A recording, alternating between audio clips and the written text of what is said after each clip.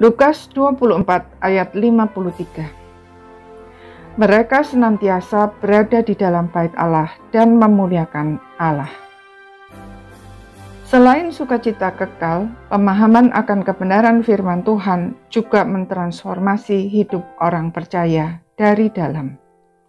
Sejak kenaikan Tuhan Yesus ke sorga, para murid Tuhan Yesus dengan berani senantiasa berada di bait Allah dan memuliakan Allah. Artinya, mereka berani secara terang-terangan menunjukkan jati diri mereka sebagai orang percaya di hadapan para pemimpin agama yang telah menyalibkan Tuhan Yesus. Bahkan mereka melakukannya di dalam wilayah kekuasaan para pemimpin tersebut. Padahal sebelumnya mereka sangat ketakutan sehingga harus bersembunyi di rumah yang terkunci rapat.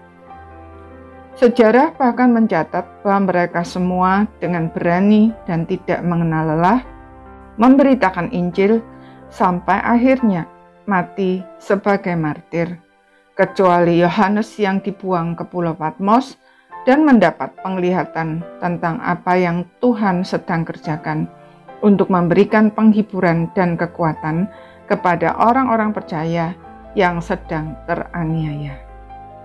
Itulah juga yang terjadi dengan orang-orang percaya di segala tempat dan zaman. Berbagai penderitaan, ancaman, dan hambatan terus terjadi, tetapi tidak pernah menyurutkan semangat orang-orang percaya untuk memberitakan Injil dan menjadi saksi Kristus, karena mereka telah berjumpa dengan kebenaran firman Tuhan yang mendatangkan sukacita kekal dan mentransformasi hidup mereka. Apakah kita termasuk di dalamnya? Perubahan apa saja yang Tuhan sudah kerjakan dalam hidup kita sejak kita percaya dan menerima Kristus? Jika kekristenan kita tidak mengubah apa-apa di dalam hidup kita, kemungkinannya adalah yang pertama, mungkin kita belum sungguh-sungguh menerima Kristus sebagai Tuhan dan Juru Selamat secara pribadi. Yang kedua, mungkin kita sudah menerima Kristus, tetapi kita belum melakukan bagian kita, yaitu membaca dan merenungkan firman Tuhan secara teratur, serta membuka hati terhadap pekerjaan Roh Kudus yang memberi pencerahan. Yang ketiga, mungkin kita sudah banyak mempelajari firman Tuhan, bahkan berbagai doktrin iman Kristen, tetapi semua itu hanya teori yang berada dalam ranah kognitif dan belum kita integrasikan di dalam kehidupan kita sehari-hari.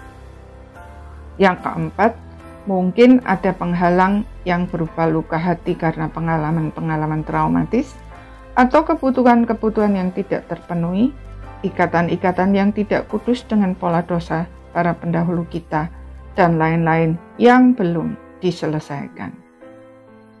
Tuhan Yesus sudah mati di kayu salib, bukan hanya agar kita diselamatkan dari dosa dan maut, melainkan juga untuk mengalami perjumpaan-perjumpaan dengan kebenaran firman Tuhan yang membawa sukacita kekal dan mentransformasi hidup.